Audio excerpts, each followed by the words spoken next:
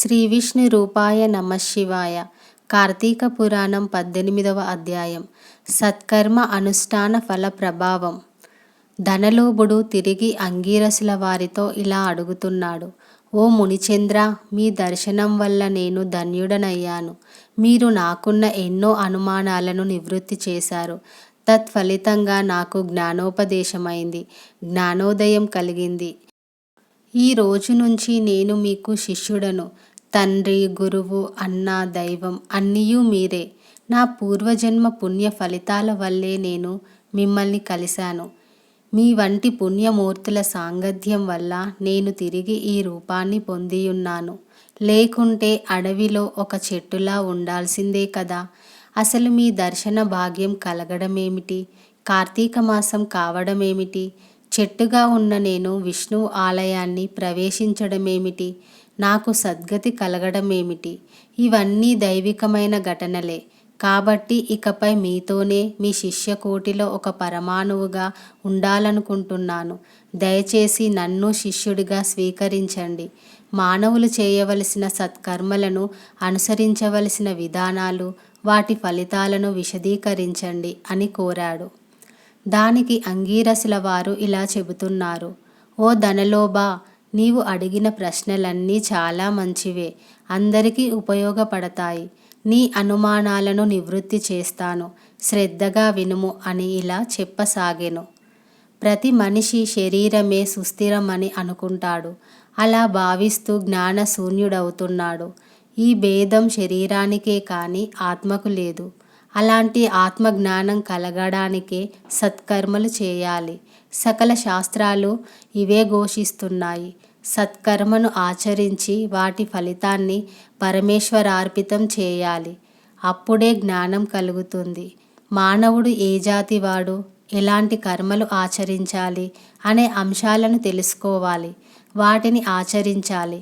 బ్రాహ్మణుడు అరుణోదయ స్నానం చేయక సత్కర్మలను ఆచరించినా అవి వ్యర్థమవుతాయి.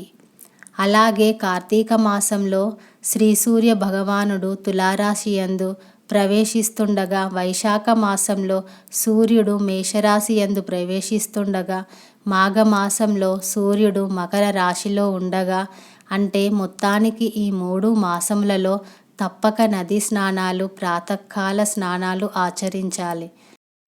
అటుల స్నానాలు ఆచరించి దేవతార్చన చేసినట్లయితే తప్పక వారికి వైకుంఠ ప్రాప్తి కలుగుతుంది. సూర్య, చంద్ర గ్రహణ సమయాల్లో, ఇతర పుణ్య దినాల్లో ప్రాతకాలంలోనే స్నానం చేసి సంధ్యావందనం చేసుకుని సూర్యుడికి నమస్కరించాలి. అలా ఆచరించని వాడు కర్మభ్రష్టుడవుతాడు. కార్తీక మాసంలో అరుణోదయ స్నానం ఆచరించిన వారికి చతుర్విధ పురుషార్థాలు సిద్ధిస్తాయి. కార్తీక మాసంతో సమానమైన నెల కానీ, వేదాలతో సరితూగే శాస్త్రం కానీ, గంగా, గోదావరిలకు సమాన తీర్థాలు కానీ, బ్రాహ్మణులకు సమానమైన జాతి కానీ, భార్యతో సరితూగే సుఖము, ధర్మంతో సమానమైన మిత్రుడు, శ్రీహరితో సమానమైన దేవుడు లేడని ప్రతి ఒక్కరూ తెలుసుకోవాలి. కార్తీక మాసంలో విద్యుక్త ధర్మంగా స్నానాదులు ఆచరించిన వారు 1,000,000 యాగాల ఫలితాన్ని పొందుతారు అని వివరించెను. దీనికి ధనలోభుడు తిరిగి ఇలా ప్రశ్నిస్తూ, ఓ మునిశ్రేష్ఠ, చాతుర్మాస్య వ్రతమనగానేమిటి? ఎవరు దాన్ని ఆచరించాలి? ఇదివరకెవరైనా ఆ వ్రతాన్ని ఆచరించారా? ఆ వ్రత ఫలితమేమిటి? దాని విధానమేమిటి? నాకు సవివరంగా తెలుపగలరు అని కోరాడు.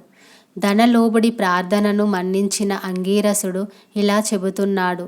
ఓయి, చాతుర్మాస్య వ్రతమనగా మహావిష్ణువు మహాలక్ష్మీదేవితో ఆషాఢశుద్ధ ఏకాదశి రోజున పాలసముద్రంలో శేషపాన్పుపై శయనించి కార్తీక శుద్ధ ఏకాదశి రోజున నిద్రలేస్తారు. ఆ 4 నెలలను చాతుర్మాస్యం అంటారు.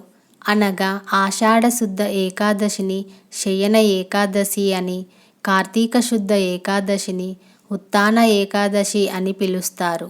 ఈ 4 నెలలు విష్ణుదేవుడి ప్రీతి కోసం స్నాన, దాన, జప, తపాది సత్కార్యాలు చేసినట్లయితే పుణ్య ఫలితాలు కలుగుతాయి. ఈ సంగతి శ్రీ మహావిష్ణువు వల్ల తెలుసుకున్నాను. ఆ సంగతిని నీకు చెబుతున్నాను. తొలుత కృతయుగంలో వైకుంఠంలో గరుడ గంధర్వాది దేవతలు వేదాలతో సేవించబడే శ్రీమన్నారాయణుడు లక్ష్మీ సమేతుడై సింహాసనంపై కూర్చుని ఉండగా ఆ సమయంలో నారద మహర్షి వచ్చి కోటి సూర్య ప్రకాశవంతుడైన శ్రీమన్నారాయుడికి నమస్కరించి ముకులిత హస్తాలతో నిలబడి ఉన్నాడు. అంత శ్రీహరి నారదుడిని చూసి ఏమీ తెలియని వాడిలా చిరుమంద హాసంతో, నారదా, క్షేమమేనా? త్రిలోక సంచారివైన నీకు తెలియని విషయాలే లేవు. మహామునుల సత్కర్మానుష్ఠానాలు ఎలాంటి విఘ్నాలు లేకుండా సాగుతున్నాయా? ప్రపంచంలో అరిష్టములేవీ లేవు కదా అని కుశల ప్రశ్నలు వేసెను. అంత నారదుడు శ్రీహరికి ఆదిలక్ష్మికి నమస్కరించి, ఓ దేవా, ఈ జగత్తులో నీవు ఎరుగని విషయాలే లేవు. అయినా నన్ను అడుగుతున్నారు. ఈ ప్రపంచం నందు కొందరు మనుషులు, మునులు కూడా తమకు విధించిన కర్మలను నిర్వర్తించడం లేదు. వారు ఎలా విముక్తులవుతారో తెలియదు. కొందరు తినరాని పదార్థాలు తింటున్నారు. కొందరు పుణ్యవ్రతాలు చేస్తూ అవి పూర్తి కాకుండానే మధ్యలోనే మానేస్తున్నారు. కొందరు సదాచారులుగా, మరికొందరు అహంకార సాహితులుగా, పరనిందా పారాయణులుగా జీవిస్తూ ఉన్నారు. అలాంటి వారిని సత్కృపత రక్షింపుము అని ప్రార్థించెను. జగన్నాటక సూత్రధారుడైన శ్రీహరి కలవరం చెంది లక్ష్మీదేవితో, గరుడ గంధర్వాది దేవతలతో, వేల కొలది మహర్షులు ఉన్న భూలోకమునకు వచ్చి ముసలి బ్రాహ్మణ రూపంలో ఒంటరిగా తిరుగుతుండెను. ప్రాణుల భక్తి శ్రద్ధలను పరీక్షించుచుండెను. పుణ్య నదులు, పుణ్య శ్రవణాలు తిరుగుచుండెను. ఆ విధంగా తిరుగుతున్న భగవంతుడిని గాంచిన కొందరు అతను ముసలి రూపంలో ఉండడంతో ఎగతాళి చేయుచుండిరి. కొందరు ఆ ముసలివానితో మనకేమి పని అని ఊరుకుండిరి. గర్విష్ఠులై మరికొందరు శ్రీహరిని కన్నెత్తి చూడకుండిరి. వీరందరినీ భక్తవత్సలుడగు శ్రీహరి గాంచి వీరిని ఎలా తరింపజేయాలి అని ఆలోచిస్తూ తన నిజరూపంలోకి వచ్చాడు.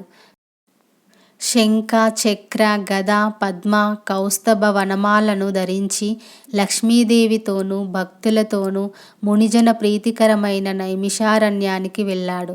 ఆ వనంలో తపస్సు చేసుకుంటున్న ముని పుంగవులను స్వయంగా ఆశ్రమంలో కలిశారు. వారంతా శ్రీమన్నారాయణుడిని దర్శించి భక్తి శ్రద్ధలతో ప్రణమిల్లారు. అంజలి ఘటించి ఆదిదైవమైన ఆ శ్రీ లక్ష్మీనారాయుడిని స్తుతించారు. 18వ అధ్యాయం 18వ రోజు పారాయణం సమాప్తం. సర్వం శ్రీ శివార్పణమస్తు.